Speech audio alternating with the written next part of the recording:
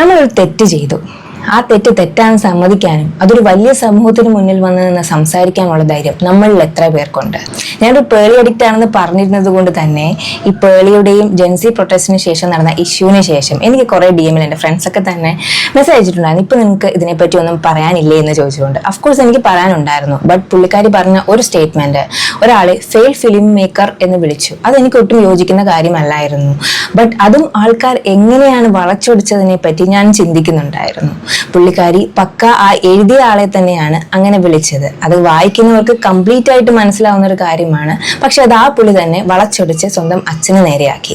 അത് പുള്ളിക്കാരനല്ലേ അപ്പൊ എഴുതിയത്, അതോ പുള്ളിക്കാരനൊരു ഐഡന്റിറ്റി ഇല്ലാഞ്ഞിട്ടാണോ, അതിനെ പറ്റി എനിക്കറിയില്ല. ബട്ട് അതിന്റെ പേരിൽ ഒരു 4-5 ലക്ഷം പേര് ഇറങ്ങിപ്പോയി. എനിക്കൊരു കാര്യം പറയാനുള്ളത്, നമ്മുടെ ഒരു ചെറിയ തെറ്റിനെ പോലും അംഗീകരിക്കാൻ പറ്റാത്ത, നമ്മുടെ ആ ഒരു ഉയർച്ചയിൽ അസൂയപ്പെടുന്നവർ എപ്പോഴും നമ്മുടെ ലൈഫിൽ നിന്ന് ഇറങ്ങിപ്പോകുന്നത് തന്നെയാണ് നല്ലത്. സ്റ്റിൽ ഒരു 90% ആൾക്കാർ അവിടെ നിൽക്കുന്നുണ്ട്. അവർ മണ്ടന്മാരായതുകൊണ്ടോ അവർക്ക് പേളി പറഞ്ഞ കാര്യങ്ങൾ മനസ്സിലാവാത്തത് കൊണ്ടോ അല്ല, അവരത് തെറ്റായ രീതിയിൽ ചിന്തിച്ചിട്ടില്ല എന്നുള്ളത് കൊണ്ടാണ്.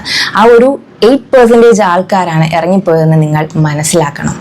ആസ് എ മദർ, ആ ഒരു അമ്മ എന്ന രീതിയിൽ ചിന്തിക്കുമ്പോൾ ആ പോസ്റ്റിന് എനിക്ക് ഇപ്പോഴും ഒരു തെറ്റും കാണാൻ പറ്റുന്നില്ല. പലരും അവരെ മമ്മ ബെയർ എന്ന് വിളിച്ചു, അമ്മക്കരടി എന്ന് വെച്ചാൽ എന്താണ്? നമ്മുടെ കുഞ്ഞിനെയും നമ്മുടെ ഫാമിലിയെയും എന്ത് കാരണവശാലും മുന്നിൽ നിന്ന് പ്രൊട്ടക്ട് ചെയ്യുന്നവളെന്നാണ് അതിന്റെ മീനിങ് എന്ന് പറയുന്നത്. അപ്പൊ ഞാനും അതുപോലെ ഒരു അമ്മയാണ്. എൻ്റെ കുഞ്ഞ് 2 വയസ്സേ ആയിട്ടുള്ളൂ. ബട്ട് സ്റ്റിൽ ഞാൻ അവൻ സ്കൂളിൽ പോയിട്ട് എന്തെങ്കിലുമൊക്കെ ബസ്സിലൊക്കെ വിടുമ്പോൾ അങ്ങനെ എന്തെങ്കിലും അപകടം പറ്റുമോ, നമ്മൾ ഒരു അപ്പുറത്ത് പാല് വാങ്ങിക്കാൻ പോകുമ്പോഴും നമ്മുടെ അമ്മ പറയും, എടാ കുഞ്ഞ് നീ സൂക്ഷിച്ചു പോകണേ, വഴിയിൽ അത് കാണും ഇത് കാണും. എപ്പോഴും നമ്മുടെ അമ്മമാരുടെ മൈൻഡ് അങ്ങനെയാണ്, ഒരു ആദിയാണ് അവർക്കുണ്ടാവുക. ഇതൊരു ചെറിയ വിഷയമല്ല, അറിയാം. പക്ഷേ അങ്ങനെ ഒരു പോസ്റ്റ് ഇടുമ്പോൾ പഴയ സ്വാതന്ത്ര്യത്തെ പറ്റിയോ സ്വാതന്ത്ര്യ സമര സേനാനികളെ പറ്റിയോ എല്ലാവരും അത്രയും ഇന്റലക്ച്വലായിട്ട് ചിന്തിക്കുന്ന ആൾക്കാരാവണമെന്നില്ല. എപ്പോഴും ഇമോഷണലി ചിന്തിക്കുന്ന ആൾക്കാരുമില്ലേ, ഞാൻ ഇമോഷണലി ചിന്തിക്കുന്ന ആളാണ് കൂടുതലായിട്ടും. ബട്ട് ആ ഒരു പോയിന്റിനെ പറ്റി എന്തിനാണ് ഇങ്ങനെ വളച്ചൊടിക്കുന്നതെന്ന് അറിയില്ല.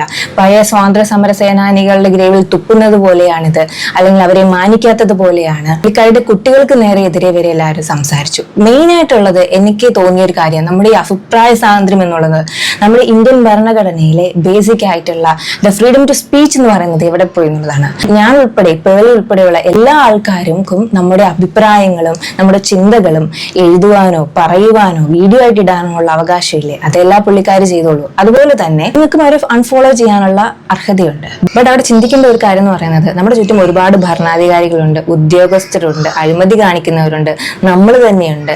എത്ര പേര് പലതരം കുറ്റങ്ങളും ആരോപണങ്ങളും ഉള്ളവരുണ്ട്. ബട്ട് ആരെങ്കിലും ഇന്നേ വരെ സോഷ്യൽ മീഡിയയുടെ മുന്നിൽ വന്നു നിന്നിട്ട് ഞാൻ ആ ചെയ്തത് തെറ്റായിപ്പോയി, നിങ്ങൾക്ക് എല്ലാവരും എന്നോട് ക്ഷമിക്കണം എന്ന് പറയാറുണ്ടോ? അത് പറയാനുള്ള ഒരു ധൈര്യം അങ്ങനെ എല്ലാവർക്കും ഇല്ല. അപ്പൊ അത് നമ്മൾ കാണാതെ പോകരുത്. അപ്പൊ പറഞ്ഞു തന്നത് ഇത്രയേ ഉള്ളൂ. ഒരാൾ ഒരു തെറ്റ് ചെയ്തു, അയാൾ അത് തിരുത്തി. ബട്ട് അത് ചെയ്ത ആളാണോ അതോ അതിനെ വളച്ചൊടിച്ച് വേറൊരു രൂപത്തിലാക്കുന്ന ചിലവരാണോ ഇവിടെ തെറ്റുകൾ ചെയ്യുന്നത്? ചിന്തിക്കുക, അതനുസരിച്ച് പ്രവർത്തിക്കുക.